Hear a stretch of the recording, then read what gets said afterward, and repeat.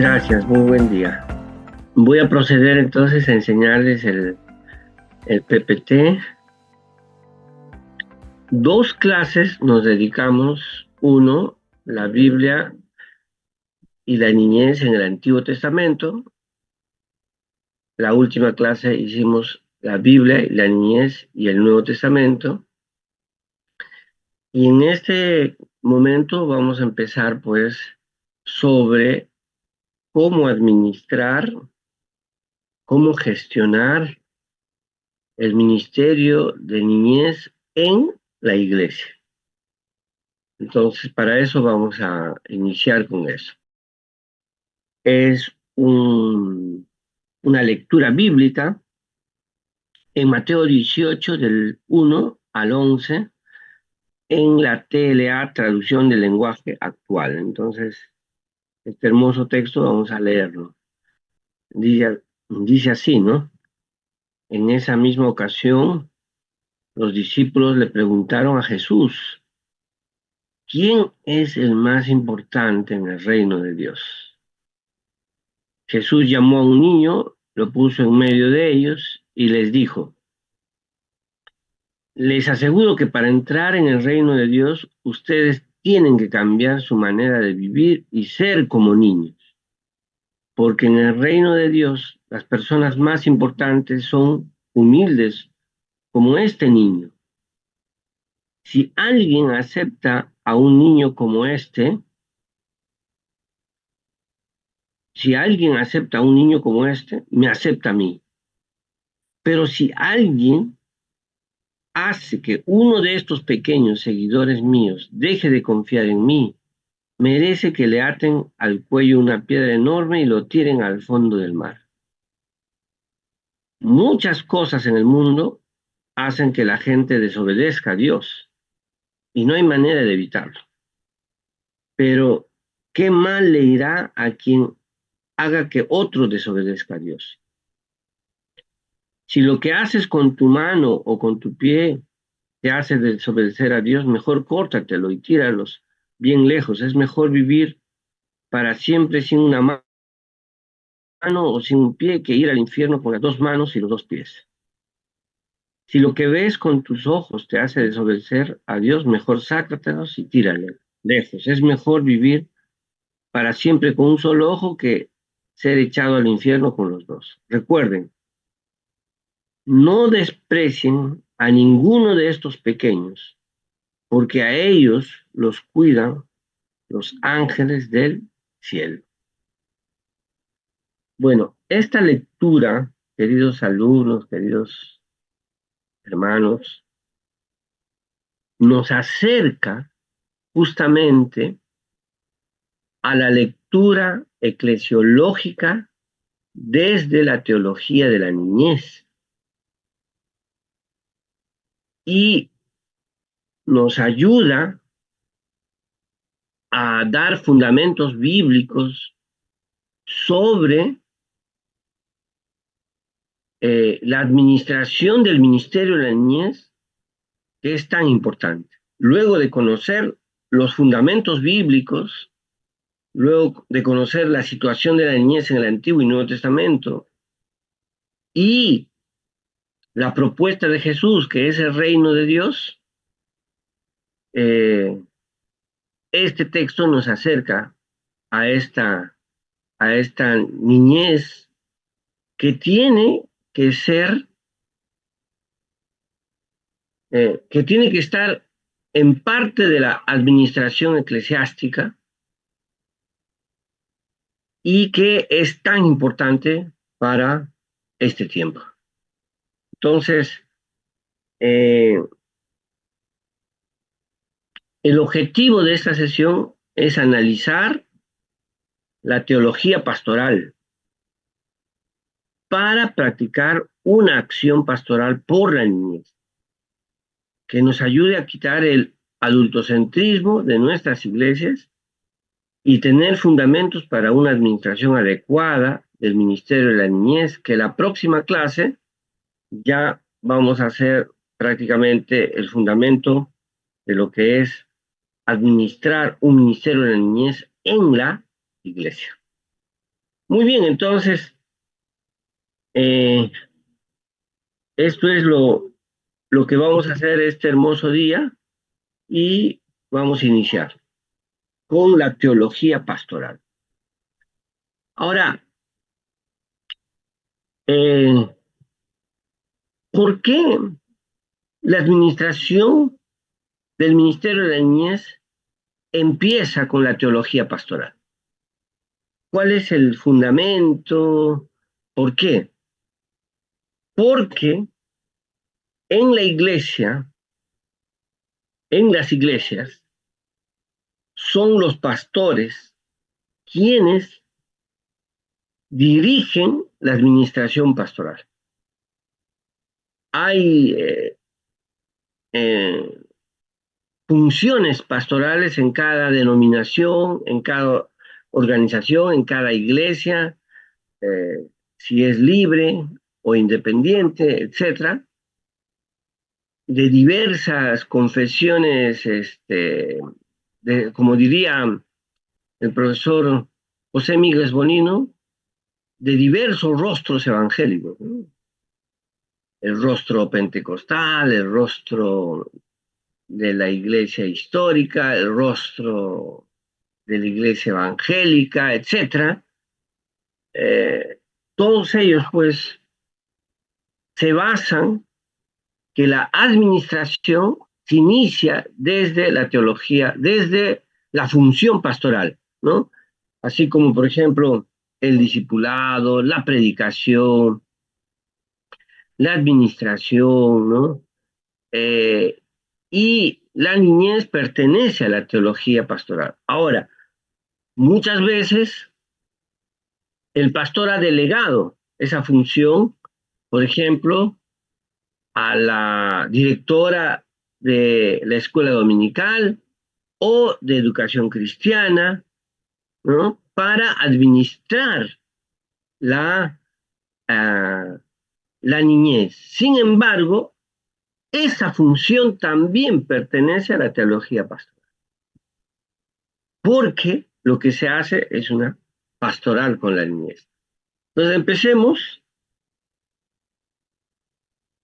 ¿Cuál es el lugar de la teología pastoral? Y voy a usar en este caso a este libro de teología sistemática de Mia Erickson, que es un libro muy bueno para conocer la teología pastoral. Y claro, ahí está toda la teología sistemática, no solamente la teología pastoral, ¿no? Pero eh, para localizar la teología pastoral en el mapa teológico, el profesor eh, Mia Erickson nos propone lo siguiente, y que así es más o menos como los estudios teológicos se han dado, ¿no? Hay estudios bíblicos, estudios históricos, y los que más conocemos son los estudios doctrinales, porque ahí está la teología sistemática, y ahí pues estudiamos, ¿no? Algunos le llaman bibliología, Dios o teología propia también se le llama, hombre o antropología, pecado, cristología, salvación, iglesia y la famosa escatología. Entonces, esto es lo que más, ¿no? Entendemos por teología, pero la teología es mucho más amplia, ¿no? Estudia, por ejemplo, hay estudios bíblicos, que ahí va la exégesis, los estudios históricos, ¿no? Son fascinantes, por ejemplo, para conocer la historia de la teología, de dónde vino cada doctrina. Por ejemplo, cuándo se inicia la doctrina de la dispensación, ¿no? En estos estudios históricos se podría conocer. Y hay una rama de los estudios teológicos que se llama estudios prácticos. Y ahí hay una enseñanza que se dice teología práctica o teología pastoral. Entonces, ahí está ubicado nuestra función administrativa, ¿no? De la niñez. Entonces, el profesor Casiano Floristán, eh, cuando se pregunta qué es la teología pastoral, ¿no? Teología pastoral o teología práctica, dice algunas ideas, ¿no? La teología pastoral, también llamada teología práctica, estudia las formas prácticas de la vida pastoral. Por ejemplo, imagínense eh, el bautismo, que es una función pastoral que se hace, la teología pastoral lo estudia. Eh, el noviazgo y matrimonio, que es una de las cosas más importantes que sucede en la iglesia, lo estudia la teología pastoral o teología práctica. Y también pues ahí la escuela dominical, ¿no? Ahora justamente, como decía Leticia, en esta época en casi todas las iglesias tenemos la EBDB, ¿no? La Escuela Bíblica de Vacaciones, o también hay retiros. ¿Y quién estudia eso? La teología pastoral. Es, es decir, se encarga de trasladar los conceptos generales de la teología sistemática y las interpretaciones de los textos bíblicos, de la teología bíblica, lo que hemos hecho estas 2 semanas pasadas, a la práctica comunitaria cristiana y a la práctica de cada creyente. Y una de las cosas más importantes que debe hacer la iglesia es educar a la niñez. Tener bien claro una administración, una gestión de temas de la niñez, de la adolescencia, de la pubertad. Y ahí pues ya viene esto, ¿no? La teología pastoral puede tomar diferentes formas, las cuales se dan tanto dentro como fuera del contexto eclesial, ¿no? Por ejemplo, fuera del contexto eclesial, eh, en un libro de teología pastoral de Compassion Internacional, por ejemplo, se mostraba cómo hacer misión fuera de la iglesia en nuestro barrio. Eso se dedica la teología pastoral, ¿no? Eh, Siguiendo con la teología pastoral y dándoles ya ejemplos, ¿no? Alguna de estas formas de hacer teología pastoral se puede dar en las siguientes áreas. Por ejemplo, la educación. Eh, y habrá una educación, por ejemplo, cuando hacemos los discipulados en la iglesia, que será totalmente distinto a la educación de los niños en la iglesia. Y qué está sucediendo en las iglesias, ¿no? De Latinoamérica, lo que es la práctica que se hace muchísimos años es comprar manuales de editoriales que vienen de otro contexto, que, que tienen mallas curriculares que a veces no se adaptan a nuestra realidad, y eso se enseña en las escuelas dominicales. También se puede tocar la salud, eh, que es tan importante, por ejemplo, en Lucas 2:52, en Lucas 2:40, cuando dice, ¿no?, que Jesús crecía en estatura, en conocimiento, en gracia para con Dios y con los hombres. Entonces tiene que haber un enfoque de salud de los niños. Por ejemplo, una de las cosas que está pasando ahora en Perú es que más del 50% de los niños están con anemia,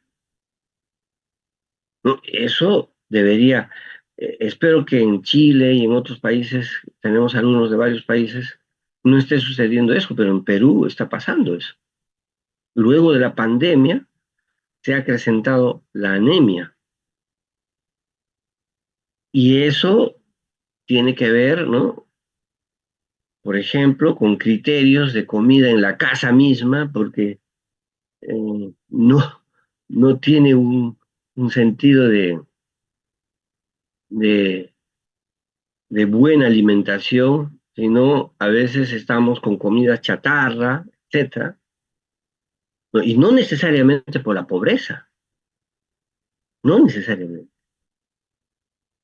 Y hay un fenómeno también que se puede tocar, que son la migración, sobre todo en Colombia, Ecuador, Perú y Chile, este fenómeno de la migración de Venezuela que nos ha tocado tanto por primera vez, ¿no?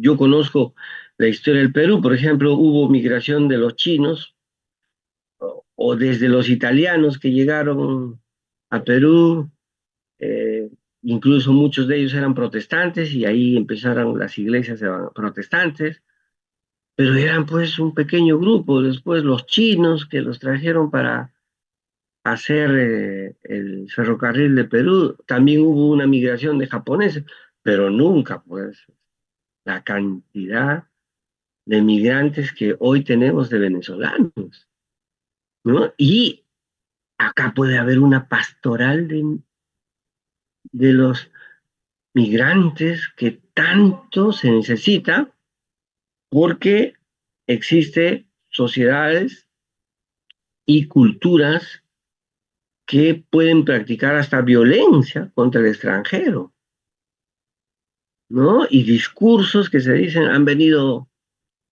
solamente han venido a robar y etcétera. Entonces, y es cierto, hay gente que es personas de mal vivir que han llegado al Perú, pero también hay muchísimos venezolanos que trabajan y esto es lo que se llama en la antropología el proceso de aculturación, ¿no? Que son cuando dos culturas se encuentran y el proceso de aculturación es pues que salen nuevas comidas, nuevas formas de, de vivir, etcétera, ¿no? Son intercambios de culturas, ¿no?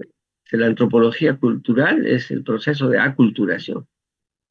Entonces, ahí puede haber una pastoral para el migrante, tan necesario en nuestras iglesias, porque hay iglesias que yo visité hace poco una iglesia a predicar y la mitad de los hermanos eran venezolanos, la mitad. Entonces, ese pastor pues necesita una teología de la migración.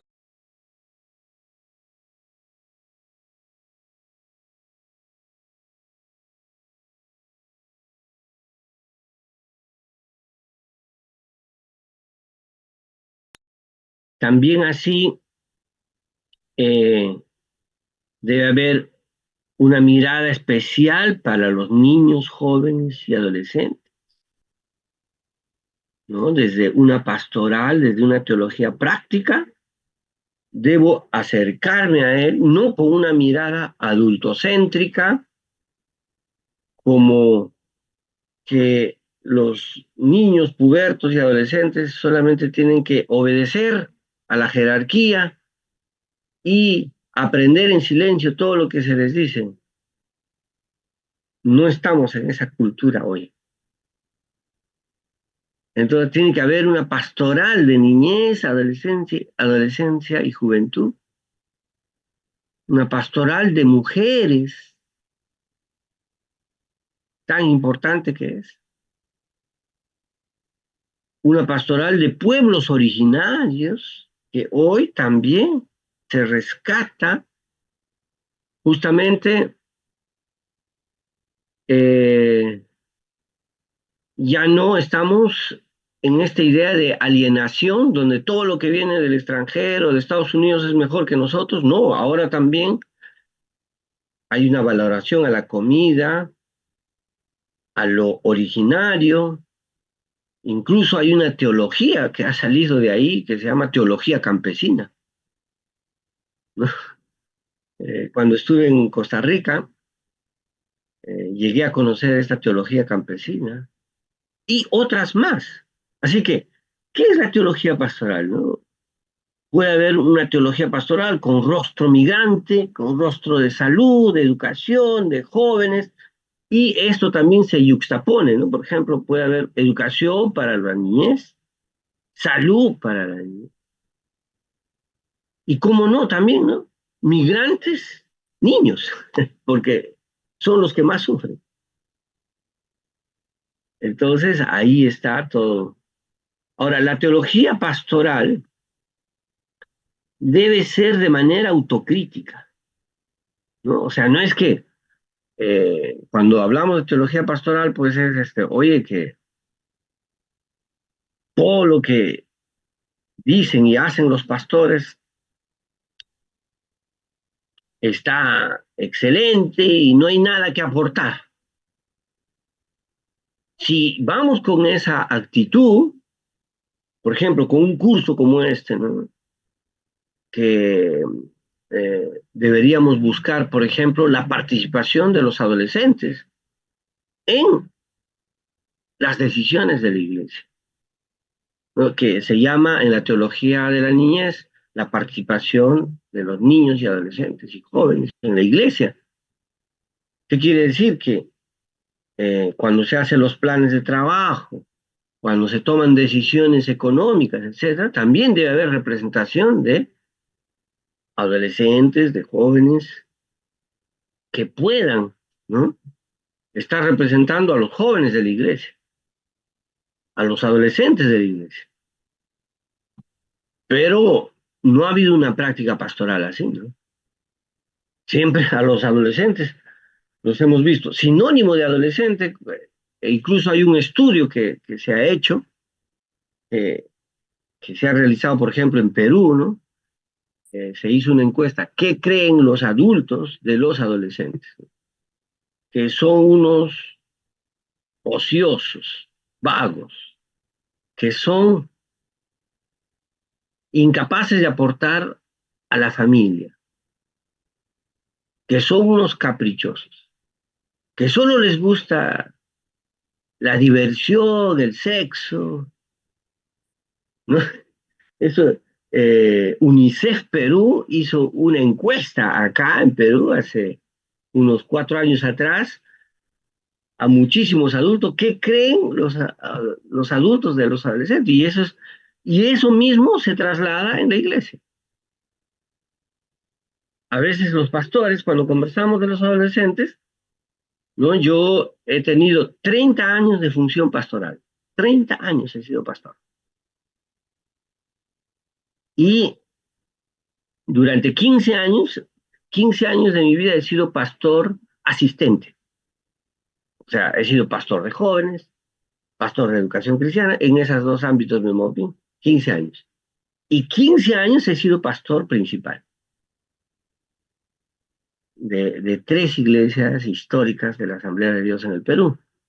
Y que, cuando conversábamos de los jóvenes, los pastores, recuerdo la visión adultocéntrica que teníamos, ¿no? Estos niños solamente vienen a jugar, a hacer bulla. Estos adolescentes no vienen a escuchar la palabra de Dios, sino a enamorarse, ¿no? Y eso es la, la visión que se tiene.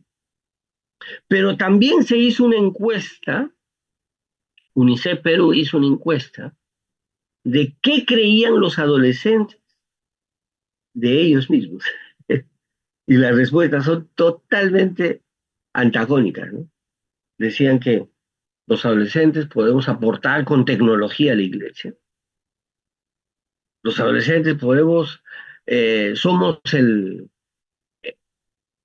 presente de esta sociedad. Los adolescentes eh, podemos aportar a nuestra familia. Estudiamos de otras maneras, no como ustedes, los adultos. Y eso me hace recordar a una investigación que se hizo en Argentina, que publicó Fondo Económico Cultura, que se llama, de una antropóloga, que se llama Mundo de Pantallas. Mientras que a nosotros los adultos todavía nos encantan, ¿no? Los libros, con las hojas, oler las hojas, ¿no? Marcar con el resaltador. Muchísimos adolescentes solo lo hacen en su celular, en su tablet, pero están leyendo. O lo hacen en estos redes sociales. Y, por ejemplo, una última investigación que hubo en Perú, los adolescentes ya no usan Facebook, usan Instagram, TikTok, y dicen que el Facebook es para los viejitos, ¿no es cierto? Para nosotros. Y entonces, tenemos, la teología pastoral debe ser autocrítica. ¿Qué podemos mejorar? ¿Qué podemos aportar? Eh, Esto me hace recordar al libro de liderazgo 360 grados de John Maxwell, que el liderazgo es un mito de liderazgo, decir que yo tengo el cargo, cuando yo sea el pastor principal, ahí voy a cambiar todo. Ese es un mito de liderazgo. Desde las posiciones que ustedes están, por ejemplo, si es profesora de niños de la escuela dominical, si es la persona que dirige la escuela dominical, también puede haber cambios. A eso justamente es el liderazgo de 360 grados. No se necesita ir, no se necesita tener el cargo principal para liderar, no. Por eso John Maxwell dice, el liderazgo es influencia, el liderazgo es seguidores, el liderazgo es conocimiento. Entonces, si yo tengo, ¿no? 20 niños que están en la escuela dominical y, por ejemplo, haciendo un proyecto, no, no solamente así, un proyecto, ¿no? Por ejemplo, en la clase yo hago un proyecto, para estas vacaciones, ¿qué tal si hacemos un proyecto de evangelización para niños o un proyecto de ayuda social para nuestro barrio? Y se hace, y es tan impactante, el pastor va a tener que sentarse a ver, ¿no?, ese impacto de ese salón. Ahí está el liderazgo, eso es liderazgo. Entonces, pero la teología pastoral de la niñez tiene que ser autocrítica, desde nuestras experiencias de fe. Así que tal vez la pastoral de la niñez en Chile es totalmente diferente en Perú, especialmente de aquellas experiencias vividas en nuestras comunidades eclesiales. Nuestras comunidades eclesiales, cada uno tiene características especiales. Eh, y en los contextos sociales en los que vivimos. Entonces, esto me hace recordar a un teólogo que decía, ¿no? La teología es un segundo acto. El primer acto es la realidad, el contexto. Y después escribo mi libro de teología, ¿no? Después. Pero, pero lo primero es, por ejemplo, entré a la sala de preguntas, ayer estuve respondiendo, ¿no? Y una hermana plantea, ¿no? ¿Qué hago con una niña que ha sido violada desde los 8 años y que es muy callada? Actualmente ni estudia el colegio. ¿Qué hago con esa niña? Eso es teología pastoral en los contextos sociales en los que vivimos. Ahí entonces está mi mirada. Entonces aquí le estamos dando herramientas. Y yo la primera herramienta que le dije a la hermana es que vea los estudios de experiencias adversas de la niñez. Y también envié a Leticia los documentos que señalé la clase pasada para que se los envíe a ustedes, ¿no? Entonces, por ejemplo, también les mandé un artículo que se llama eh, de experiencias adversas de niñez de World Vision Internacional, y hay materiales gratuitos de World Vision Internacional para tratar ese tema de violencia, que se llama teología con ternura. Uno dice teología con ternura, qué tierno. No, la teología con ternura no es qué tierno, es la ternura como principio bíblico del reino de Dios para detener la violencia sexual, para detener la violencia psicológica, el maltrato y castigo humillante que se da a los niños. Eso es. Entonces, la teología tiene que ser autocrítica, ¿no? Había un poeta peruano que decía, este, límpiate los ojos del entusiasmo. Cuando queremos hacer teología pastoral, hay que limpiarnos los ojos del entusiasmo, ¿no? Y eso me hace recordar al apóstol Pablo en 1 Corintios 15:58, estad siempre constantes, firmes y constantes, sabiendo que vuestro trabajo en el Señor no es en vano, ¿no? Y creciendo en la obra del Señor siempre, creciendo en la obra del Señor siempre, sabiendo que vuestro trabajo en el Señor no es en vano. ¿Qué quiere decir? Que Pablo nos está proponiendo una teología no del status quo. No, voy a una iglesia y sí, todo está bien, qué lindo, sí, pastor, usted es lo máximo.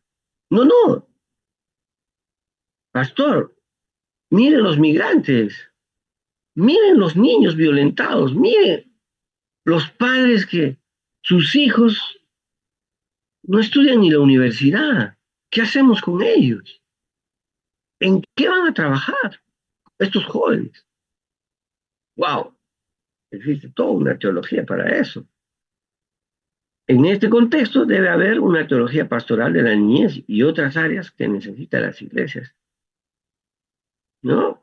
Entonces, invitamos que para que exista una administración del ministerio de la niñez, tiene que haber clarísimo qué es teología pastoral. Y la teología pastoral no solamente es para el pastor principal, no, no, no.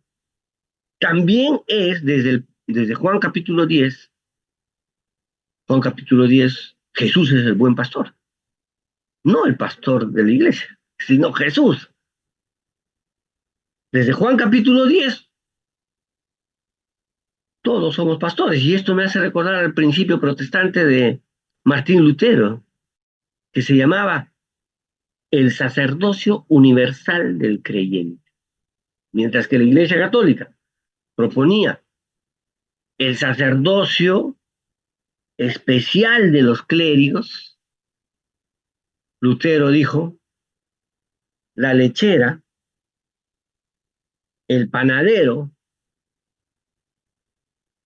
el labrador, son sacerdotes de Dios, que pueden hacer trabajos extraordinarios. Entonces, eh, si tenemos bien claro esto, que todos pertenecemos a la teología pastoral, y en ese aspecto hacer teología de la niñez, pero no quedarse, no, pero yo soy la directora de escuela dominical, el pastor, no, no, no, no, no. Lidere, haga que el pastor mire tu trabajo y que la iglesia y usted puede hacer cambiar las decisiones de un cuerpo pastoral. Por supuesto que sí.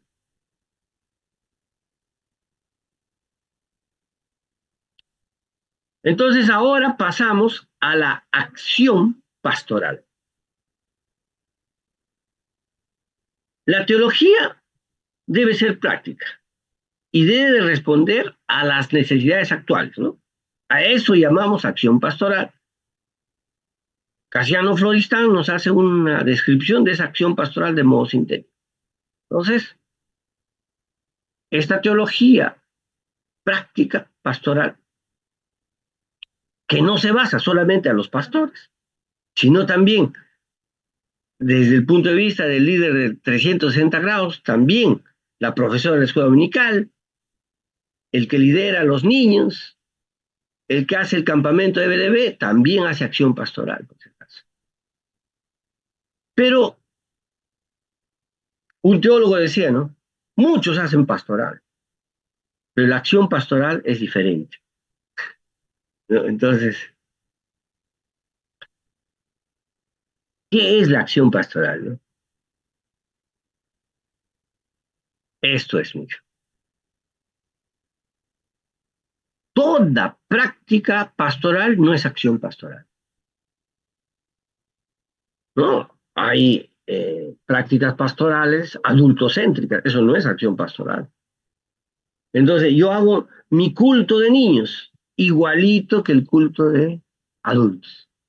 Y queremos que se porten como adultos todos, ¿no? Eso no, eso pues es una visión adultocéntrica de la niñez, ¿no? Entonces, ahí hasta el niño predica, el otro niño dirige la ofrenda y todos como adultos, ¿no? Todos como adultos.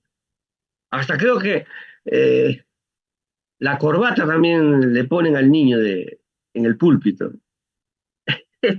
Eso no es una acción pastoral de la niñez, esa es una práctica pastoral adultocéntrica. Porque en esencia, ¿qué es un niño? ¿Qué es un niño?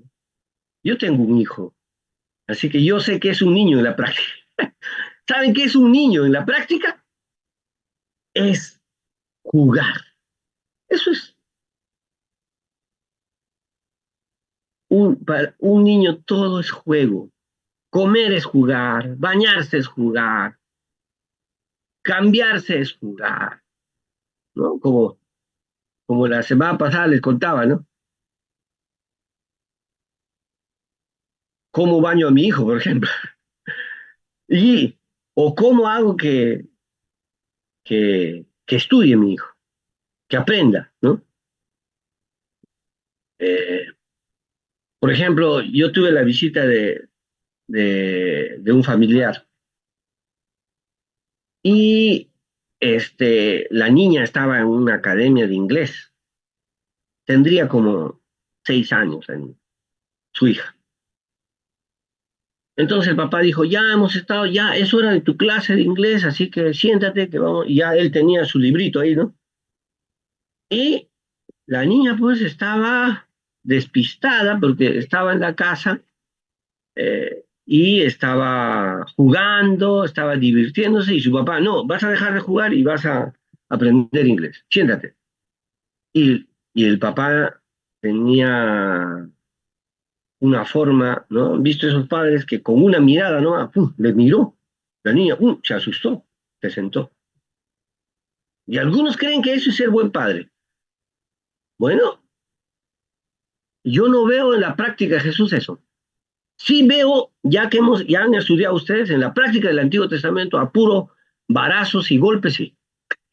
Si ustedes quieren ser seguidores del Antiguo Testamento, de Proverbios, como dice el Proverbios, ¿no? Rómpele la vara en la espalda de tu hijo, no se va a morir, ¿no es cierto? Puedes hacerlo. Pero yo entiendo que la educación en un niño, según la psicología actual y los estudios actuales, se hace solamente a través de una conexión. ¿Qué es conexión? ¿No? Conexión es que el niño se sienta bien al estudiar. Por ejemplo, y esa niña pues empezó, su papá le decía en inglés, ¿cómo se dice esto? Y la niña no recordaba nada, le empezó a ser tan violento que la niña empezó a temblar y yo me di cuenta y me tuve que acercar, ¿no? Le dije, mira, sería bueno que le des otro tiempo, esto, y empecé a conversar, gracias a Dios empezamos a conversar. Y claro, y yo, por ejemplo, le puedo decir a mi hijo, oye, ¿sabes qué? Tienes que bañarte porque te vas a bañar y vas a obedecerme porque yo soy tu papá.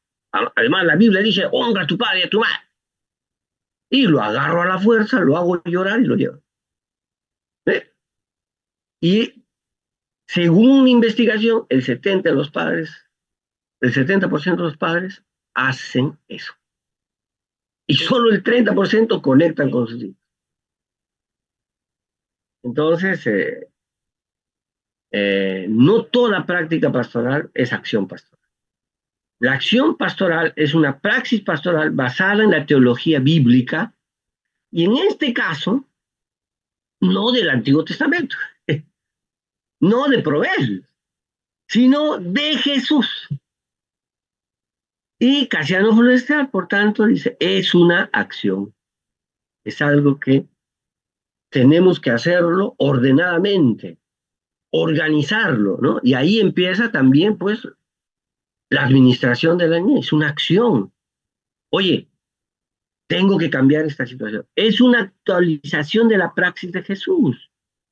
Ya hemos estudiado lo diferente que era el contexto de Jesús. Aquí actualizamos la praxis de Jesús. Ahora los niños están con celulares, con, eh, que en la época de Jesús no existía. ¿Cómo conecto? ¿Cómo hago para que los niños puedan conectar conmigo? Es llevado a cabo por la iglesia, sí, a veces dirigido por el pastor, ¿no? Y por eso se llama acción pastoral, pero también puede ser dirigido por la profesora de un salón de niños, de la directora de la escuela dominical, la directora de EBDB, por la iglesia. Aunque el pastor no te dé todos los lineamientos porque no llevó estos cursos, tú puedes hacer, hasta puedes sensibilizarle para que lleve este curso el pastor. Sería hermoso que el próximo campus bíblico esté su pastor en este curso. Y al servicio del reino de Dios. 78 veces Jesús en Marcos, Mateo, Lucas y Juan repite la palabra reino de Dios y 2 veces iglesia. Y para que se constituya el pueblo de Dios en estado de comunidad, ¿no? Solamente podemos ser una comunidad como un cuerpo, como un edificio, esas imágenes que usa el apóstol Pablo, ¿no? El cuerpo, el edificio, o como el rebaño, cuando estamos en comunidad. Eso no significa que todos vamos a pensar igual, no, cada uno somos diferentes, pero como dice un texto bíblico, tenemos un solo espíritu, un solo Señor, por el Señor, a pesar que puedo pensar diferente, hago cosas en acción pastoral para la niñez. Muy bien, entonces seguimos. Ahora, ¿cómo se realiza una acción pastoral? La teoría de acción pastoral está fundamentada en el reino de Dios, o sea, en la enseñanza de Jesús en los evangelios, practicada y predicada por Jesús. Por lo tanto, ¿no? La acción pastoral es cristocéntrica y tiene como fundamento la misión de Jesús, o otros biblistas le llaman los actos de Jesús, que fue la práctica de los discípulos y debe ser practicada por nosotros, ¿no? Y como les señalé la semana pasada, justamente por esa actitud que tuvo Jesús con los niños, su teología del reino trascendió, ¿no? Y entonces miren, la acción pastoral para la niñez debe tomar en cuenta lo siguiente: el querigma, la misión, la didascalía, la enseñanza especializada para niños, el culto o liturgía, pero de niños, para niños. ¿Cómo lo haría un niño? La comunidad, la coinonía de niños y el servicio o diaconía de los niños, ¿no? Deben aprender también, ¿no? Qué lindo, en Navidad, hijo, uno de tus juguetes vamos a donar a un niño pobre. Qué lindo, ¿no? Qué lindo. Imagínate que esto salga en toda la escuela dominical. Y pensaba en la comunidad de niños, ¿eh? De niños adolescentes, ¿cómo son? Eh, por ejemplo, ellos se conectan jugando, bailando, saltando, ¿no? Así se conectan. Y así ellos pueden llegar a ser comunidad. Entonces aquí tiene que ver mucho con la amistad y el, el amor entre ellos, ¿no? Pero son modos diferentes del adulto. Entonces, esta acción pastoral basada en el reino de Dios, que es cristocéntrica, tenemos que convertirla en niñez, ¿no? ¿Cómo harían misión los niños? Nosotros hacemos de un modo diferente. ¿Cómo aprenden los niños?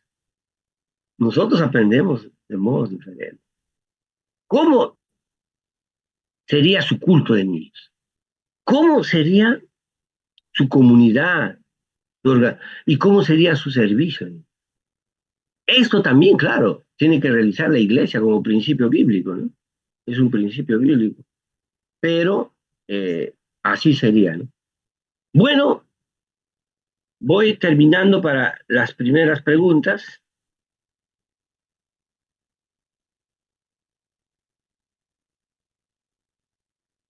Entonces, todo lo que hacemos no es acción pastoral, a veces puede ser programas, a veces cosmovisiones, corrientes que van a desaparecer. La pastoral debe ser cristocéntrica, bíblica, guiada por el Espíritu Santo y una acción pastoral que pone en énfasis la enseñanza del reino de Dios, predicada y vivida por Jesús, no por proverbios, y seguida por los discípulos apóstoles y la iglesia primitiva.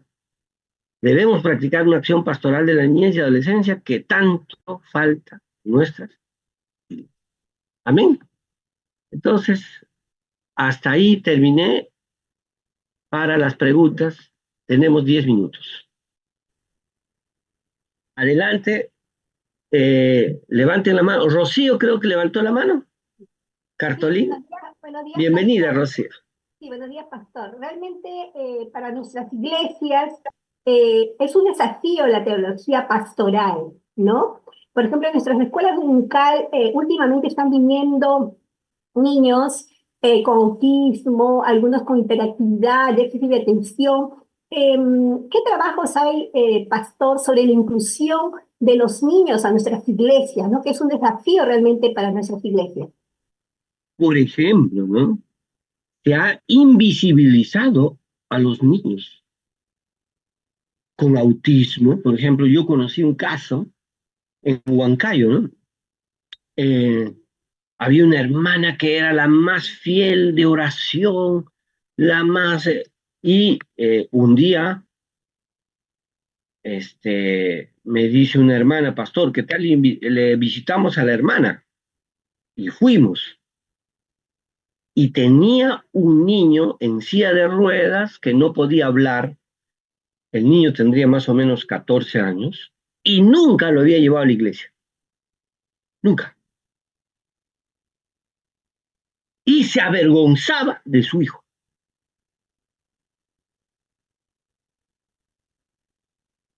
Se necesita una teología de la niñez inclusiva para personas con discapacidad, porque hay prácticas de violencia contra esos niños. Por ejemplo, cursos en la iglesia de niños autistas, de niños con Down, por ejemplo, y que tienen que ser parte de la iglesia. Ellos son parte de la iglesia. Eso, mire lo que acaba de plantear nuestra hermana, me parece excelente. Y es algo que desde la teología de la niñez no se ha planteado y se invisibiliza, más bien se avergüenza. Incluso yo conocí a un hermano, pastor, un amigo mío, que nació su hijo, pues, con Down. Y vino llorando a decirme que creía que Dios le había castigado. Entonces, bueno, el, yo llevé un curso acá en Perú que se llama una ONG evangélica Corazones Unidos, que pertenece al Ministerio Internacional de Johnny International, que son para personas con discapacidad. Y también dicté cursos y hice un artículo, Fundamentos Bíblicos para Personas con Discapacidad. Eh, Se llama Johnny y sus amigos en inglés, ¿no? Friend, Johnny. Y ese es un ministerio internacional mundial, debe estar en todos los países. Aquí en Perú lo dirige la hermana Takuri y creo que es el ministerio más completo en ese ámbito. De, También me hace pensar otra cosa, ¿no? ¿Cómo educamos a los niños en ecología? Eso también es importante en este contexto de una sociedad que estamos viviendo tantos cambios terribles del clima y todo, ¿no? Muy bien, adelante, otra pregunta, otra consulta. Mire, aquí la hermana Licán dice, es importante, pastor, tengo un hijo autista. Y yo quiero decirle, hermana, eh, hay tipos de autismo, son muy inteligentes. Eh, Agradezca a Dios por su hijo, pero, por ejemplo, me cambió la idea. Hay una película que, que vi de una persona esquizofrénica, una esquizofrenia terrible, una esquizofrenia, y que llegó a ser premio Nobel de Economía. Se llama John Nash, y la película creo que se llama Mente Brillante, ¿no? ¿No? No sé si lo han visto. O si un esquizofrénico llega a tener, o sea, todo depende de cómo le tratamos. Claro, si nosotros le tratamos como un tonto, inútil, que no vale para nada, que es una experiencia adversa en la niñez, por supuesto, lo que vamos a tener es esa clase de niño. Pero si yo a ese niño le potencio y como los eh, en el siglo II, los seguidores de Jesús, a los niños que expósitos, que la semana pasada ya saben quiénes son niños expósitos, niños que los botaban a la calle, los recogían y les decían, tú eres hijo de Dios a ese niño. Si a eso hacemos con niños autistas, ellos van a ser de gran bendición para la iglesia, grandes profesionales y hombres de bien. Adelante, ¿alguna pregunta o...? Pastor, sí. Sí, ¿Me escucha? adelante. Sí, le escucho. Dios le bendiga, soy la hermana Mary. Yo soy maestra de escuela dominical, ¿no? Y por lo menos soy de Venezuela. Y en Venezuela normalmente hay un dicho que dice, muchacho no es gente grande, ¿no? Y eso a veces está enraizado en la, ¿cómo le digo? Como en la actitud del adulto, ¿no? Aún dentro de la misma iglesia, ¿no? Y es difícil a veces romper esos paradigmas o esos patrones en el cual hemos sido educados, criados. De hecho, yo tengo un hijo, mi hijo tiene 11 años, es el único que tengo, y mi hijo, como usted lo decía, ¿no? Él para todo anda jugando, para todo. Él va a su cuarto y yo le mando a arreglar su cuarto y él se pone a jugar. Le mando a veces que me colaboren en ayudar a, a lavar los corotos, ¿no? La loza, ¿no? Los platos, y él se pone a jugar, ¿no? Y viendo todo ese contexto, ¿no? Porque esa es la realidad del niño, ¿no? Y él aprende así. Por ejemplo, yo he aprendido con mi hijo que él es distinto en aprender, ¿no? Él no es como los demás niños que aprende sentadito, leyendo y todo, no. Para él aprender, él debe jugar. No hemos, como colocado en práctica, porque para mí ha sido una barrera por la forma en la que he sido educada, ¿no? Y creo que de todas esas barreras están dentro de la misma iglesia. En estos días, por ejemplo, en mi congregación se realizó un culto para niños, el primer culto para niños, y era de edad de 4 o de 3 años en adelante hasta los 12, ¿no? Y tuvimos una gran participación, fueron como 700 niños, pero yo sí le dije al pastor, no, a la hora de hacer la programación, se hizo muy extensa y el niño, yo participo también en un ministerio de payasos cristianos y hemos aprendido allí que para nosotros tener una actividad con niños, debemos hacer activo, pasivo, es decir, una actividad activa donde él drene todo su adrenalina y después la pasiva donde nosotros podamos enseñarle, ¿no? Entonces cada una tiene un cierto tiempo y realmente es así, ¿no? Ahorita los niños con la tecnología, su tiempo de atención es muy corto porque eso le ha enseñado la tecnología. Ahora, ¿cómo nosotros, mi pregunta acaba después de todo esto y disculpe, cómo nosotros como maestro, como algunos pastores, podríamos hacerle entender dentro de la misma iglesia que ya los patrones de vida, o por lo menos en este caso nuestros niños han cambiado? No es lo mismo cuando yo aprendí de niña que a mí me llevaban a la iglesia de niños y era así como usted indica. Uno predicaba, el otro cantaba los coritos, el otro le tocaba el mensaje y le decía, mamita, su hijo le toca el mensaje, así que prepárelo, ¿no? Los niños imitábamos la iglesia, ¿no? Imitábamos la iglesia. Ahora los niños hoy en día son un poco distintos, están más rápidos, están volando. ¿Cómo nosotros podríamos practicar o realizar esa práctica de la teología pastoral para los niños en este contexto que es muy diverso y cambiante? Gracias, hermana, muchas gracias. Y qué hermoso testimonio, ¿no? Hay que quitar la visión adultocéntrica de los niños.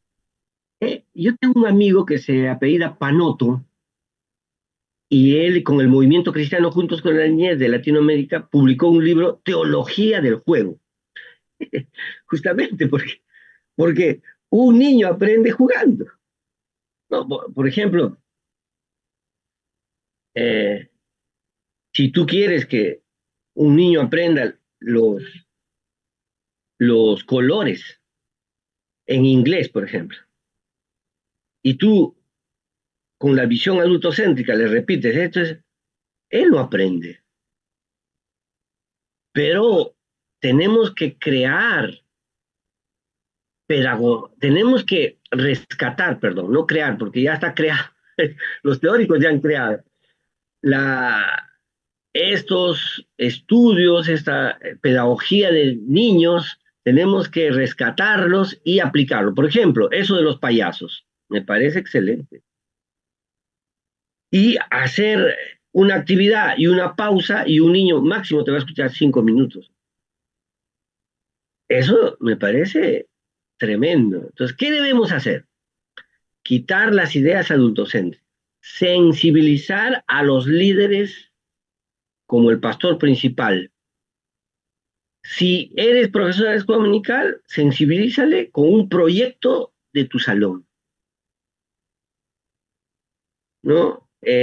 Por ejemplo, pastor, mira, estos niños se han aprendido todos los personajes de Génesis con este juego y lo sacas ahí y le demuestras. Pero tal vez como la forma como nosotros aprendíamos de niño cuando yo estaba en la escuela dominical, porque mi papá era pastor también, ¿no? Ya no funciona, porque a nosotros nos ha enseñado como si fuéramos adultos, ¿no? Y así hay que crear nuevas formas, rescatar nuevas formas y la iglesia sensibilizar a los líderes que la visión adultocéntrica no funciona en la educación de niños. ¿Alguna otra pregunta o consulta? Adelante, por favor. Sí, pastor, buenos días. Buenos días, adelante. Luego, Gabriela. Eh, sí, pastor, muy interesante. Mire, tenemos en la casa niños, ¿no? Que están en la escuela, ¿no? Entonces, claro, ya tienen esta orientación cristiana, ¿no? Porque las mamás, los padres, somos cristianos, entonces, pero resulta que en la escuela les piden la participación, me refiero a una escuela pública, ¿no? Entonces ahí a los pequeños les piden bailar, ¿no? Algo folclórico. Entonces, como usted mismo decía, los niños están en esa etapa, ¿no? De tal vez descubrir el mundo, quieren jugar, ver, ¿no? Cómo es.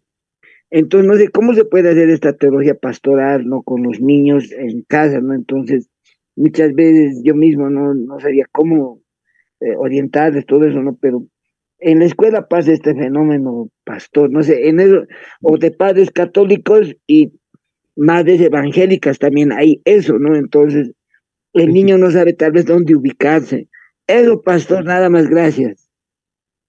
Bueno, también me hicieron esa pregunta en nuestro campus ¿no? Me dijeron, ¿cuándo tiene conciencia el niño? Y según las investigaciones, un niño empieza a tener conciencia de 5 a 7 años para que distinga quién es católico, quién es evangélico, eh, varón, mujer, etcétera, ¿no? Entonces, hay todo un proceso, ¿no? Una de las cosas más importantes en la educación de un niño es que el padre tiene que detectar el proceso de su hijo. Y segundo, entonces muchos padres, ¿qué hacen, no? Lo llevan a un colegio evangélico, pero en el colegio evangélico también hay católicos, así que no todo va a ser color de rosa en el colegio evangélico. Y en Estados Unidos, por eso hay una ley que dice que a su hijo lo va a educar en su casa, porque si lo manda a un colegio ya lo malogran todo. Así que hay familias enteras evangélicas, sobre todo bautistas, que no van al colegio sus hijos y contratan profesores en sus casas y ahí está toda su educación. Pero desde la realidad latinoamericana, que a veces, por ejemplo, el colegio evangélico está muy lejos y va a un colegio secular, tenemos que trabajar justamente en un acompañamiento pastoral, de acción pastoral con los hijos. ¿Y qué es eso? Cuando, por ejemplo, el profesor le dice, no, mira que mi profesor ha dicho que la Biblia son puros mentiras y esto y lo otro, y choca con tu fe, entonces tú tienes que hacer lo que se llama una misión encarnada. ¿Qué es una misión encarnada? Como el apóstol Pablo en Hechos capítulo 17, para hablar con los filósofos, cita a dos filósofos, uno estoico y uno epicúreo, para decirle su lenguaje. Eso es encarnarse. Entonces, tienes que ver qué está estudiando tu hijo en el colegio y prepararte para algunas preguntas que le van a hacer y darle una respuesta consistente en diálogo de la fe con las ciencias, porque si tú le dices, mira, todo eso es mundano, no vale que esto y que el otro, no estás respondiendo a la ciencia y lo que estás creando es una ambivalencia en tu hijo de cuál es la verdad. Entonces, yo creo que ahí debe haber un acompañamiento pastoral de educación que lo tienen que hacer los padres, pero a veces los padres trabajan tanto que no tienen tiempo, ni siquiera saben lo que le está pasando en el colegio al niño. Entonces, ahí yo lo que propongo es por lo menos un padre debería dedicarse a eso y no tener tanta carga laboral porque los niños son más importantes en la vida, tus hijos son más importantes que el dinero. Y así que eso es lo que propongo. Ahora, Gabriela, por último, para ir ya a la exposición. Pastor, buenos días, compañeros, buenos días. Pastor, es muy interesante lo que se está mencionando el día de hoy, el tema de hoy. Y bueno, le quiero comentar un poco, bueno, se podría decir un problema, no sé si sería netamente un problema, en el caso, por ejemplo, de la reunión de adolescentes en la que yo participo. Ya, nosotros hacemos un tiempo primero de bienvenida, un tiempo de ahí de una breve dinámica, y de ahí hacemos ya entrar el mensaje, ¿no? Pero siempre tenemos como que un poquito de dificultad con lo que es las dinámicas, porque por ejemplo usted dice que los niños más aprenden como que jugando, son más activos, ¿no? En cambio, en el caso de los adolescentes, lo que yo he visto que son como que más apagados. Tenemos que estar detrás de ellos, diciendo, chicos, ya pues párense, pónganse las pilas, haciéndoles reír, ¿no? Parece que no han almorzado, ¿qué pasa, chicos? Me estoy cansados, porque no se quieren parar para hacer las dinámicas. O están como que, ay, no, oye, hermana, estoy cansada. ¿Pero por qué estás cansada? ¿Qué ha pasado? Tú eres joven, tienes que estar con energía, pues, ¿no? Sí, hermano, sí. Y eso es como que un poquito como que nos falta, creo yo, darle ese plus a los chicos, ¿no? Porque sí, o sea, antes del mensaje hacemos la dinámica para que ellos, como dicen los hermanos, ¿no? Boten todas esas energías y estén más concentrados en el mensaje. Entonces, mi pregunta sería, ¿Y ¿cómo cuánto podríamos tiempo, de repente... y ¿Sí, cuánto pastor? tiempo es el mensaje? El mensaje tratamos de hacerlo en 15 a 20 minutos. Y a veces el que va a exponer el mensaje trata de hacerlo con diapositivas para que sea más dinámico, preguntas a los chicos, y si hay un poco más de tiempo, hacerles un tiempo que ellos nos pregunten al expositor, ¿no? Si tienen alguna pregunta del tema también. Entonces, de repente, no sé, mi pregunta sería, ¿cómo de repente se puede eh, manejar a los adolescentes en ese tema de incentivarlos más a que sean un poco más dinámicos? Es lo mismo que los niños, hay que ver el proceso del desarrollo del niño, ¿no? Un niño de 3 años es diferente al de 5, el de 5 es diferente al de 7, al de 10, ya cuando termina la pubertad de 12, eh, estamos en el gran problema de los adolescentes, según las ciencias. Todos los psicólogos dicen que es la época más difícil del ser humano. Leticia, creo que ya tus hijos son adolescentes, ¿no? O pubertos. ¿Vuelvo a repetir, pastor? Leticia, ¿tus hijos son adolescentes ya? Uno ha entrado a la preadolescencia, el otro todavía es niño. Ok, ¿no? Y la ciencia dice que la adolescencia es la época más difícil para el padre. Los investigadores, los neurocientíficos han demostrado que en el cerebro, de 0 hasta antes de la adolescencia, se hacen millones de conexiones, pero en la adolescencia millones de conexiones se caen. Y en esta parte central quedan unas conexiones que luego le vamos a llamar personalidad. Y de la noche a la mañana, papá, mira, tú me dabas aquí arroz con pollo, ¿sabes qué? Me da asco el arroz con pollo. Pero, ¿qué ha pasado, hijo? Con tu papa la huancaína era riquísimo. No, no, no, es horrible, me da asco, no quiero saber nada, no quiero ni olerlo, papá. Wow, la adolescencia es la época más difícil. Entonces, eh, los que proponen, hermana Gabriela, es que ustedes tienen que tener una pastoral específica para la adolescencia. Y hay libros enteros sobre eso. Ahora, yo lo que les recomiendo es esto, miren, porque hay los libros de adolescentes en las iglesias, en las casas de publicación evangélicas, a veces son muy de 1980, de 1990, no, no nos va a ayudar mucho. Tiene que ser bibliografía actualizada, y yo lo que hago es bibliografía secular, y como dice la Biblia, ¿no? Desecha lo malo y quédate con lo bueno. Me quedo con lo bueno de las investigaciones y desecho lo que, por ejemplo, si ellos no creen en Dios, etcétera, o no, cosas que confrontan mi fe, mi conciencia cristiana, lo desecho y me quedo con lo bueno. Y de eso hay muchísima bibliografía secular, hermana. Yo les invito a leer a psicólogos españoles, psicólogas españolas dedicados a la adolescencia. Es increíble todo lo que han publicado, han hecho. Eso es tremendo. Yo cuando saco enseñanzas para adolescentes, lo saco de ahí. Y hay muchos buenos aportes, cómo tratar a un adolescente, cómo hacer reunión de adolescentes, cómo activar a un adolescente.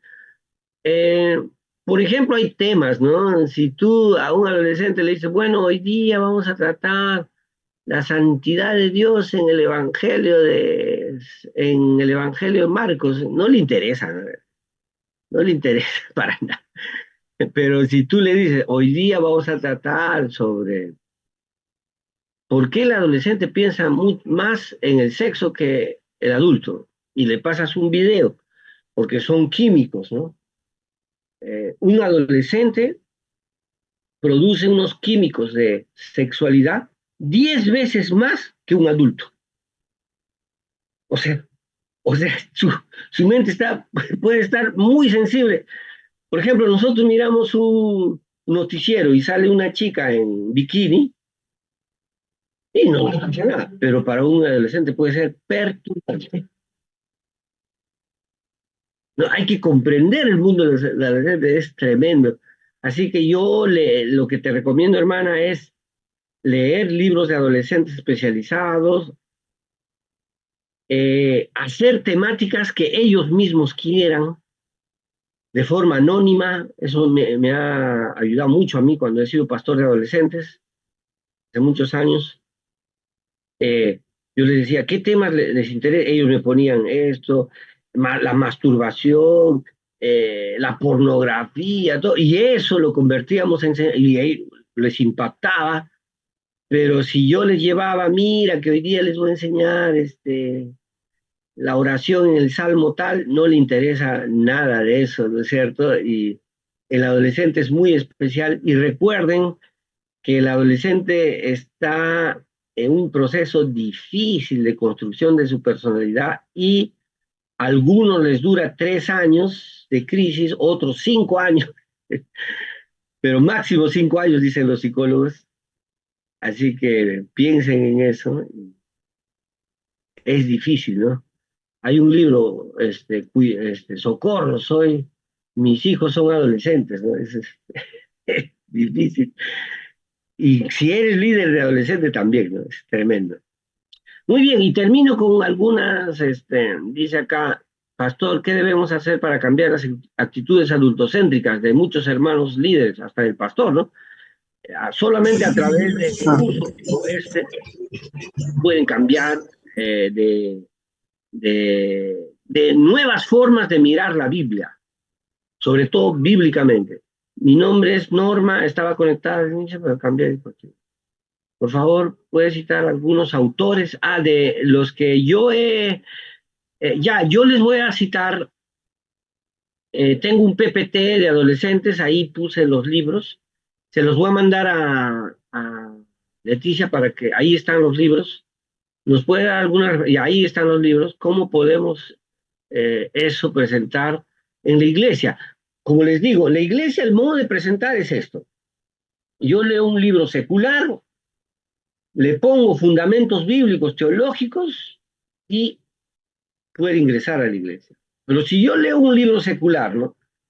Y no encuentro fundamentos bíblicos teológicos, va a ser bien difícil y hasta criticado. No, eso es psicología, que eso no es de Dios, etcétera, ¿no? Sí, el libro de teología del juego es de mi amigo Panoto. Eh, Panoto, mandar ese libro también, la foto del libro, se lo voy a mandar a Leticia, ¿ya? Ese es del Movimiento Cristiano Juntos con la Niñez. Debe estar en toda Latinoamérica eso. Muy bien, ahora sí seguimos.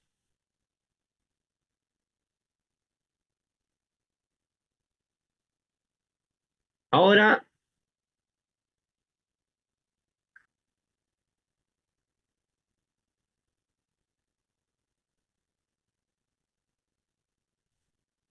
la acción pastoral por la niñez. Y vamos a responder muchas de las cosas que están ustedes preguntando. Una actualización de la praxis de Jesús con la niñez que en los evangelios y la iglesia post-pascual lo practicaron, ¿no? O sea, tenemos que tener clarito que Jesús tiene un nuevo trato con la niñez y debe ser llevado a cabo por las iglesias, que es el sujeto de la acción pastoral, es la iglesia, comunidad local y universal de los discípulos que siguen a Jesús de un modo efectivo en la que todos son hermanos bajo la responsabilidad de unos servidores, ¿no? Esta iglesia debe incluir y hacer participar a la niñez. Primero, quitar la visión adultocéntrica. ¿Cómo? Con el ejemplo de Jesús. Jesús vive en una sociedad adultocéntrica y él se acerca a los niños, los toca, conversa. Entonces, ¿cómo puedo quitar la visión adultocéntrica de la iglesia? Mostrándole al Jesús con su comportamiento con los niños. Y entonces, la iglesia debe incluir a los niños. Por ejemplo, debe haber baños para niños también en la iglesia. Eso es incluir a los niños. Debe hacer participar a los niños. En mi plan de trabajo anual, ¿qué adolescentes, qué pubertos están en este plan? No, no, esto lo hizo el pastor de jóvenes que tiene 40 años.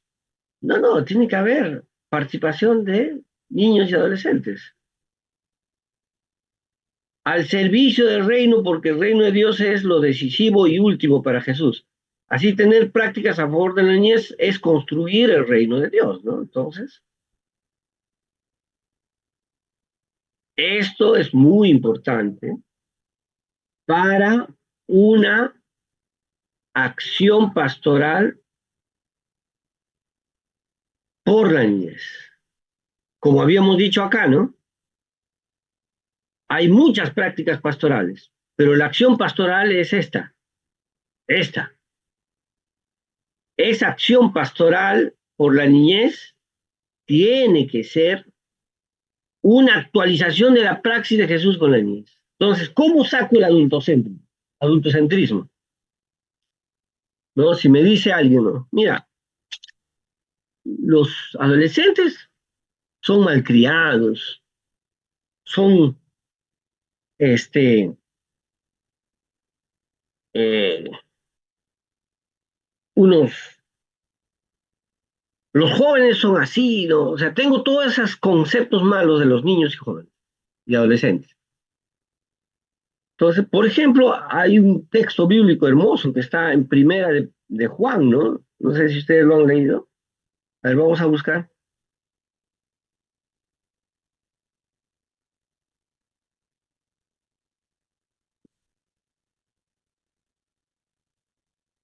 En primera de Juan,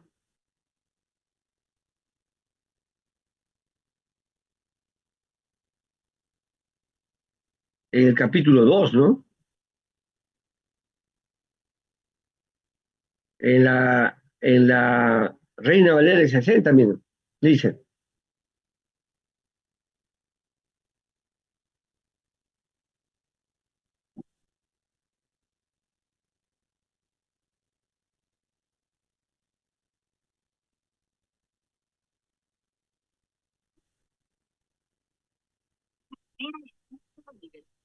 dice, mm, os escribo a vosotros, jóvenes, que habéis vencido al maligno, ¿no? ¿Se acuerdan de ese texto? Está en primera de Juan, ¿no?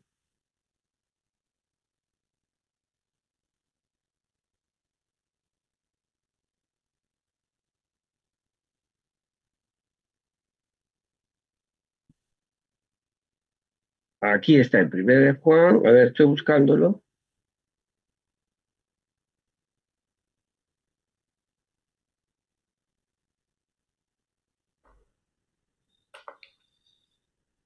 Primera de Juan, capítulo 2:13.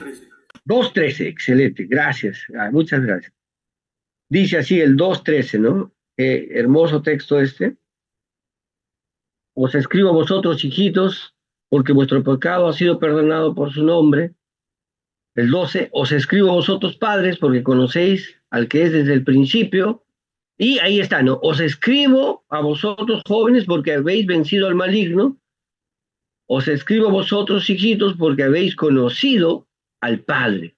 Y sigue, os he escrito a vosotros, padres, porque habéis conocido al que es desde el principio. Os he escrito a vosotros, jóvenes, porque, miren, sois fuertes, la palabra de Dios permanece en vosotros y habéis vencido al maligno. Miren, esa es la juventud que queremos. No, entonces tenemos que tener mucha fundamentación bíblica y mucho conocimiento de la praxis de Jesús con la niñez y adolescente para cambiar la visión adultocente. Y la iglesia tiene que incluir a los niños y adolescentes y jóvenes y buscar la participación de ellos en la misión de Dios.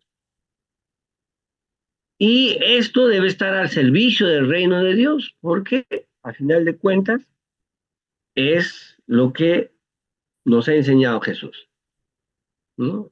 Y dice, para que se constituya el pueblo de Dios en estado de comunidad, solo podemos ser una comunidad de reinos si incluimos a la niñez, dejando el adultocentrismo y el patriarcalismo que han invisibilizado a la niñez y han creado formas de relacionarse con la niñez desde las prácticas del poder pastoral, donde la niñez sirve solo para obedecer, repetir y hacer lo que la jerarquía eclesial manda, ¿no? Entonces, si es así, pues no tenemos una teología de la niñez en la iglesia, sino lo que estamos haciendo es un adultocentrismo en los jóvenes niños. Entonces puse acá, ¿no? El reto de las iglesias de cultivar en los niños y niñas una relación espiritual con Dios. Esto también me parecía muy importante. Mire, siempre hemos dicho, ¿no? Que la espiritualidad de la niñez, su conexión con Dios, su amor con Dios, se basa, según Deuteronomio 6, cuando dice, ¿no? Que le repitas al niño, que le enseñes, etcétera. O sea, que se basaba solamente al adulto. Si en el hogar el adulto le enseña de Dios, el niño va a saber de Dios. Pero, por ejemplo, mire, yo me quedé asombrado hace 2 días atrás. Estaba jugando con mi hijo y me dice, papá, quiero jugar a hacer hamburguesas contigo. Y ya le dije. Entonces él hizo una hamburguesa para mí, ¿no? Así de juguetes, ¿no? Y para él. Y me dijo, mira papá, tu hamburguesa tiene lechuga, aquí le he puesto tocino y todo, ¿no? Entonces, también tiene tomate, me dijo, este es el tomate. Entonces yo le dije, pero antes de comer, ¿no vamos a orar? Le dije así. Sí, sí, tenemos que orar, me dijo. Y mi hijo recién va a cumplir 4 años. Entonces le dije, entonces dirige la oración. Hermanos, dirigió una oración extraordinaria que casi me hace llorar. Así que eh, el juego para mí se convirtió en una voz de Dios porque se puso a orar por su abuela, por su perrito Simba, por sus juguetes, un juguete que había perdido, le dijo, Señor, ese juguete que perdí, por favor, quiero encontrarlo. Y era tan hermosa su oración. Y miren, Y por eso le puse el reto de las iglesias de cultivar en los niños y niñas una relación espiritual con Dios. Mira, reconocer, en este libro, Rebecca Knight, que se llama Espiritualidad Infantil, me dio unas pistas tremendas.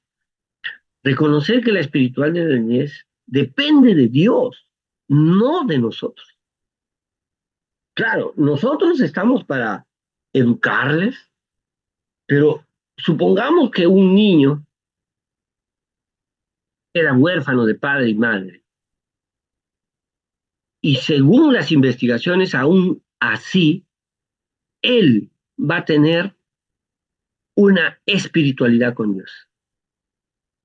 Pero una de las visiones adultocéntricas de la niñez es que los sacerdotes, pastores, clérigos son los únicos mediadores entre la niñez y Dios. Pues esa es una de las cosas que nos enseñan, ¿no? Que, mira, tienes que traerlo acá a la iglesia porque si no, tu hijo se pierde, va a ser un mundano, etcétera. Y es muy bueno llevarle al hijo a la iglesia. Yo voy todas las semanas en los cultos que voy con mi hijo. Él conoce a todos los de la iglesia, etcétera.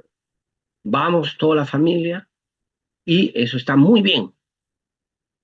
Pero una visión adultocéntrica es que solo el pastor son los mediadores entre los niños y Dios. Sin embargo, la investigación de la espiritualidad de la niñez y la encuesta muestra un aspecto diferente. Y me refiero a el resultado de la encuesta regional, una encuesta que hizo que se llamó Encuentro con el Corazón, Espiritualidad y Salud Mental de la Niñez, implementada en 2021 por World Vision Latinoamérica. Se hizo en 20 países, incluido el Perú. Brindan heurísticamente datos que muestran que las iglesias no están conectadas con la niñez. A los niños se les preguntó, miren, ¿no? Y aquí puse por eso, ¿no? La investigación de la espiritualidad de la niñez, como este de Rebecca Knight, y la encuesta muestran aspectos diferentes. Podemos constatar que la espiritualidad de la niñez está relacionada con Dios y es inherente a la niñez. Por eso, resaltamos que la gran mayoría, 95% de los niños, niñas y adolescentes entre 10 y 18 años, tienen una imagen positiva de Dios.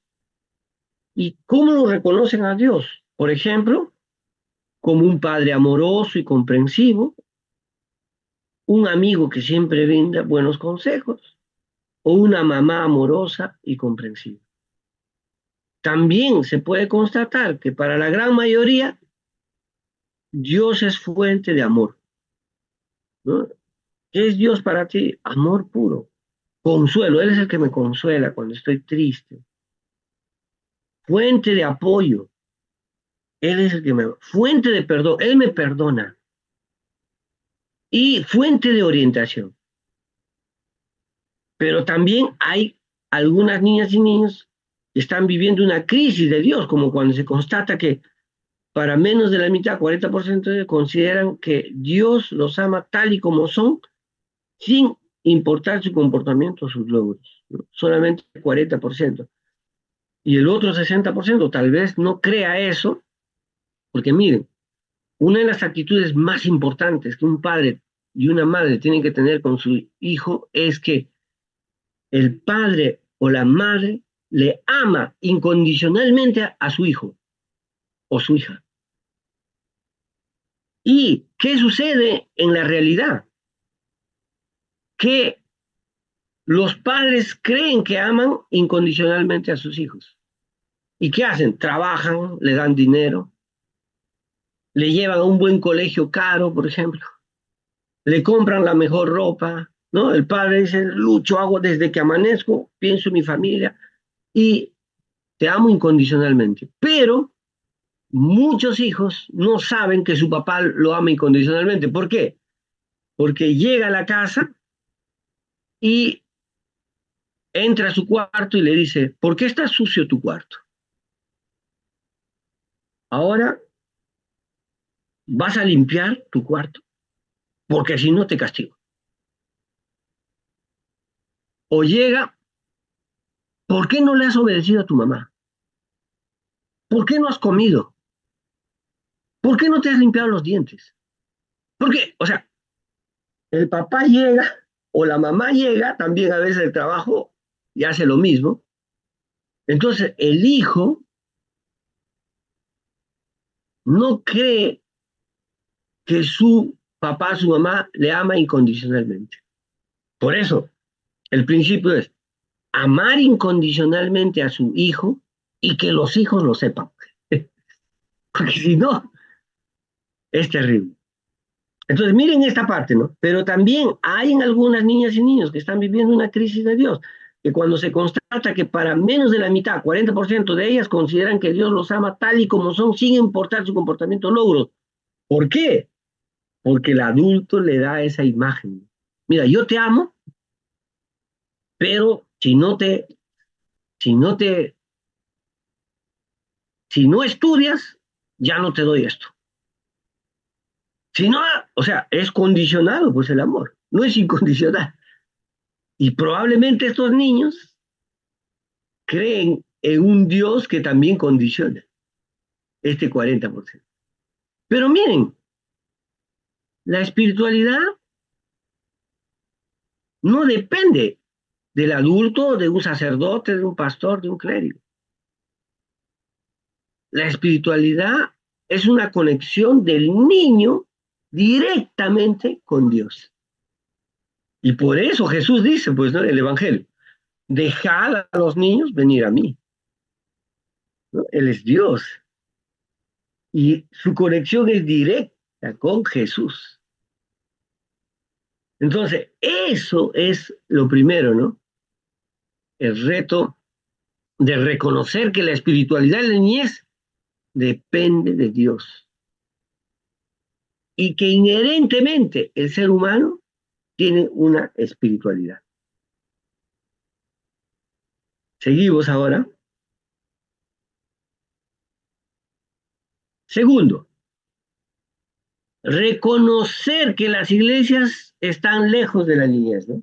Y acá hay un libro, mire, a propósito de bibliografías, de Dick Brugger, Iglesia de Niños, convierta su circo en un culto.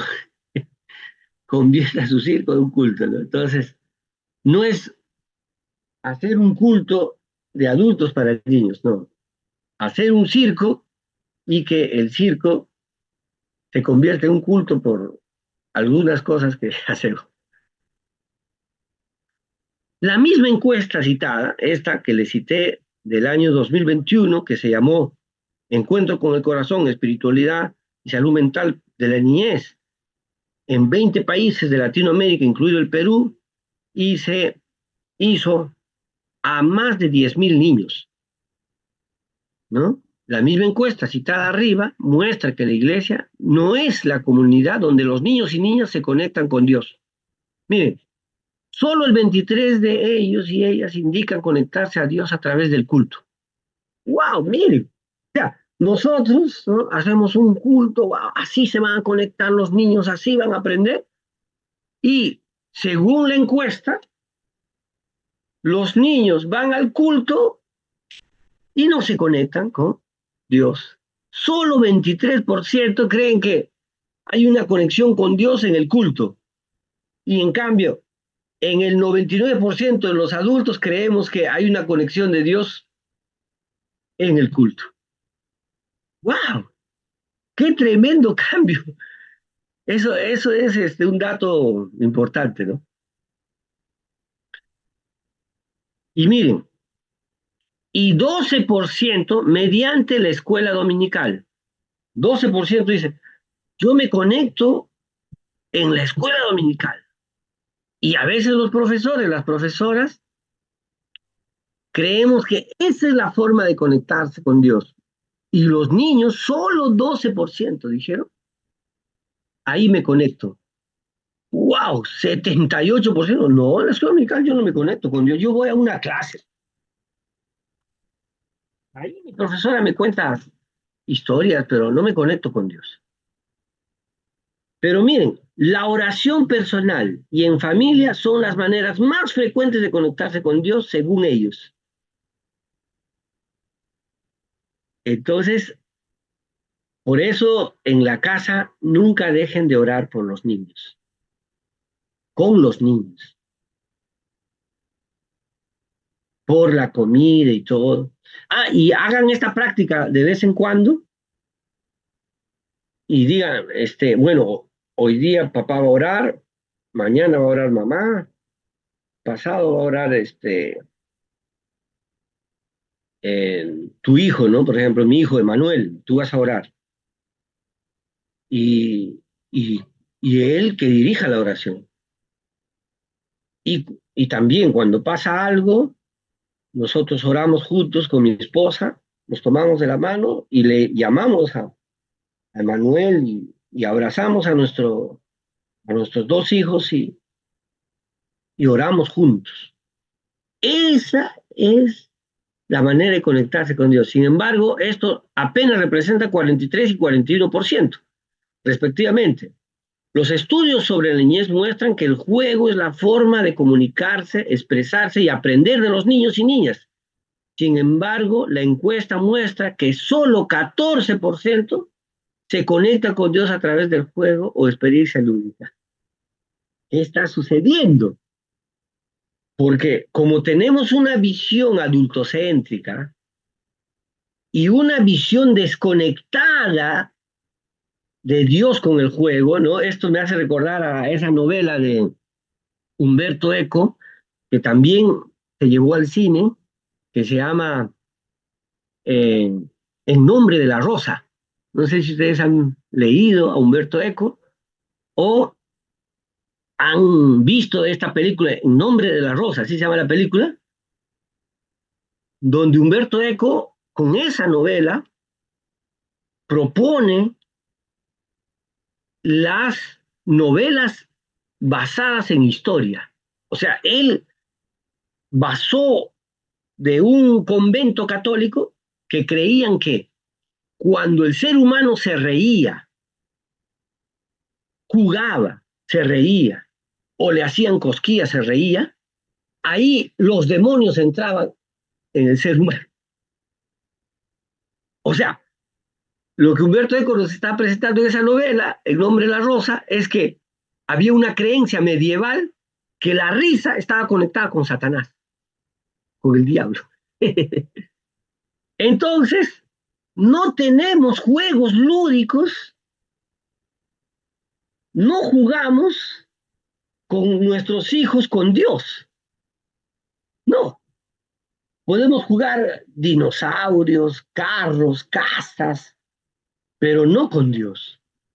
Y cuando esa es la forma más esencial de aprendizaje de Dios. Entonces, por ejemplo, ¿no? ¿Qué tenemos que hacer? La historia de José, le haces ver un video y le dices a tu hijo, ¿qué tal si jugamos la historia de José? Tú y yo jugamos la historia de José. Juega la historia de José. No tienes que decirle, mira, que José, porque creía en Yahvé, que en Jehová. Recuerda, a los niños no les interesa eso. Solo, mira, vamos a jugar ahora cómo sus hermanos le vendieron, cómo sus hermanos después no lo veían tantos años y le desconocieron. Oh, él es José, pero mira, yo soy José, pero no me reconoce. Juegue con los niños las historias bíblicas y va a ser la mejor forma de enseñarle de Dios. Y no estamos haciendo eso. Miren, la encuesta muestra que solo el 14% conecta con Dios a través del juego cuando el niño solo aprende mayormente jugando. Qué triste. O sea, no necesitamos, a ver, vamos a hacer un giro pedagógico, ¿no? O sea, no necesito, profesora en la escuela dominical, que me lleves ese PPT, ese video o esa lección que... No, esa lección que vas a dar, juega con tus niños en la clase. ¿Y cómo juegas con tus niños en la clase? Por ejemplo, yo juego con mi hijo y también todo empezó por un video que hay que se llama José el Soñador. No sé si ustedes conocen ese video. José el Soñador de esta producción de Kids, Kids G12 de Colombia, ¿no? En YouTube hay muchísimos videos de ellos para niños que son muy lindos.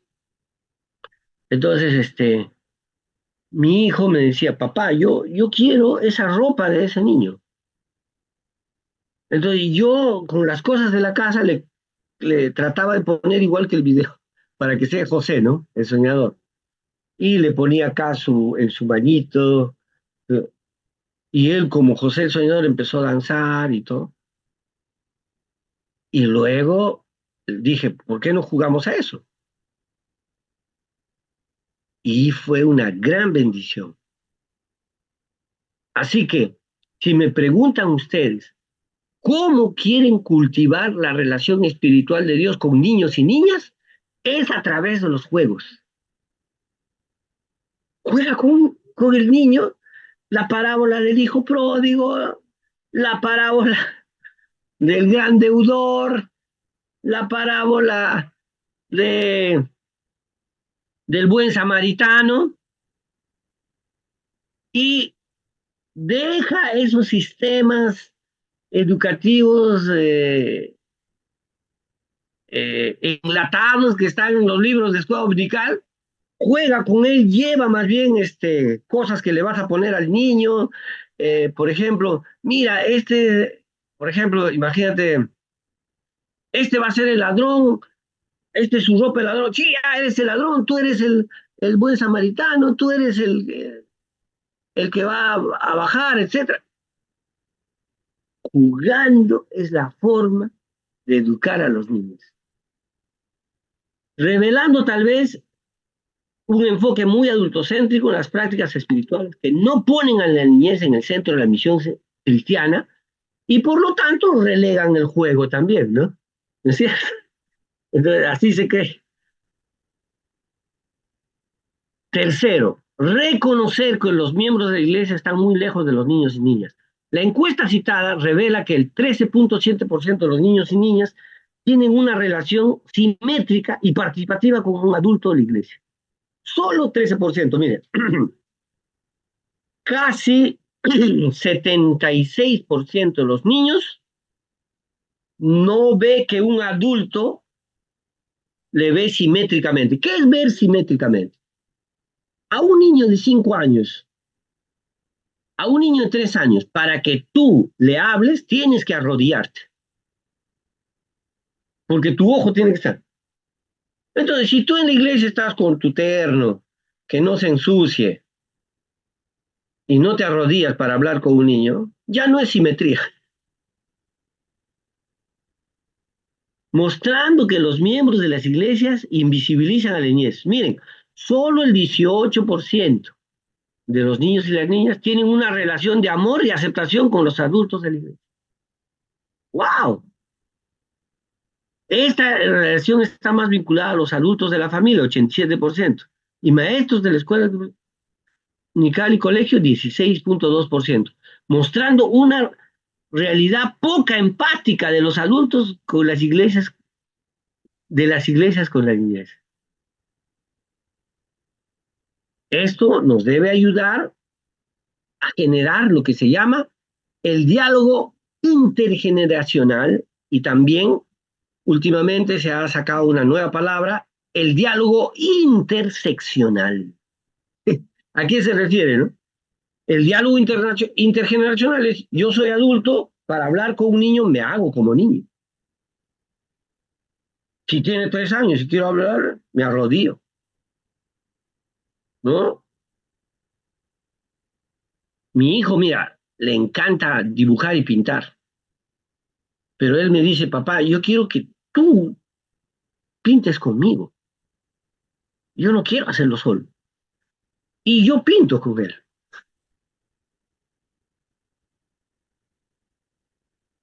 Y cuando terminó su pintura, él agarra, me dice, papá, mira, hay que enseñarle a mamá lo que hemos hecho tú y yo. Y viera su sonrisa, su alegría. Ah, no, yo soy capaz de arrodillarme 1000 veces para que mi hijo esté alegre. ¿Y qué significa interseccional? Esa nueva palabra que les decía en los estudios de la niñez. Es que también hay que ver que hay niños, por ejemplo, que son extranjeros, niños que son personas con discapacidad, a eso se refiere interseccional. Intergeneracionales, ¿no? Pero también hay interseccional, que hay niños que tenemos que tener una mirada especial para ellos, ¿no? Y estas son los 3 retos de las iglesias para cultivar la espiritualidad, ¿no? Reconocer que la espiritualidad depende de Dios, no de los adultos nada más. Reconocer la iglesia que está lejos de la niñez y reconocer que los miembros están lejos de los niños, niñas, según esta encuesta.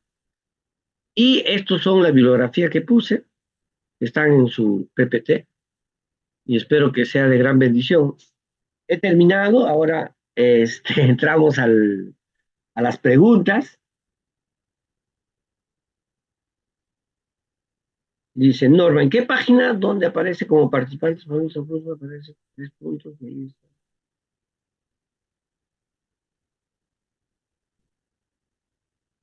Adelante, preguntas y comentarios si quieren.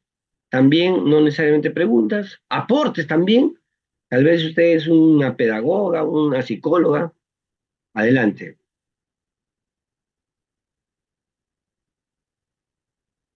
O su experiencia de...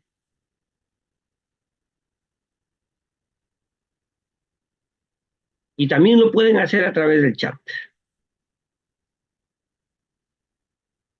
A ver, estamos...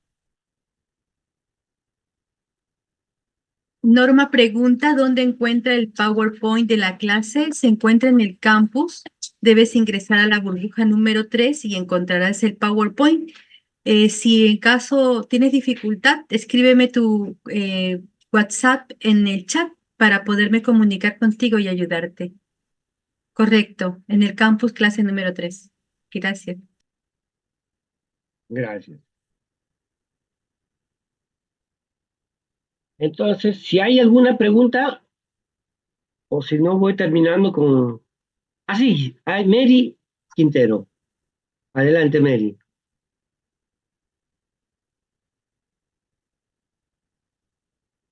Adelante, Mary. Ya, es que no podía abrir el micrófono. Ah, ya. Este, pastor, más que todo un aporte, ¿no? Y en la parte de verdad donde yo he podido eh, lograr, por lo menos que mis niños de 3 a 4 años, que ahorita son los que tengo, puedan aprender de Dios, es poder hacerlos participar dentro de la lección bíblica jugando, porque de otra forma se aburren, ¿no? Y ya empiezan a desordenarse, a estar indisciplinados, a correr. Pero la forma en que yo he podido lograr, y eso es muy reciente, no es que es algo que yo practicaba de hace tiempo, no. Me he dado cuenta porque también nuestros niños después de pandemia son distintos. Entonces ya si yo por lo menos quería tener una clase por 1 minuto de edad, ya no puedo ni siquiera eso, ya ahora hasta ahora está menos, ¿no? Y es de verdad que me encanta mucho la parte de las estadísticas porque realmente, no, como usted dice, nos llevan a la realidad, a la actualidad. A veces queremos consultar libros de otras épocas y no son lo actual, ¿no? Los niños de ayer no son los mismos de hoy. Los niños Gracias. de ayer no son los mismos de hoy y de verdad, muchas gracias por ello. Justo el Movimiento Cristiano Juntos con la Niñez dio un webinar que se llamaba ¿Cómo enseñar lúdicamente a los niños? ¿No? Entonces, como les digo, tienen que llevar disfraces. Primero tienen que mostrarle la historia, ¿no? Por ejemplo, un video de José, chiquito, cortito. Miren, ese es José. Ahora, ¿quién va a ser los hermanos? ¿Quién va a ser Rubén? Y esto. Vamos a jugar juntos, ¿ah? Y todos. Y cuando le vendieron, ¿qué dijeron? A ver, griten esto. Y ellos van a gritar. Y yo les aseguro que va a ser la mejor educación, la lúdica es la mejor forma de educar a un niño. Pastor, Jugando. y esta parte se asocia un poco como al método Montessori, ¿no? Sí, Yo estuve investigando un poquito, ¿no? Por lo que le digo de mi hijo, que no le cuesta mucho el aprendizaje, pero he visto que a través del juego es que he podido lograr, ¿no? Un poco más de aprendizaje en él en cuanto a sus estudios. Pero cuando nosotros enseñamos a los niños jugando, pues internalizan más la enseñanza que cuando te paras enfrente o muestra cualquier otro recurso, ¿no? De enseñanza o visual, ¿no? Pero cuando ellos juegan, practican, lo hacen, es más fácil internalizar o aprender que reciban la enseñanza que uno quiere dar. sí, yo justamente eh,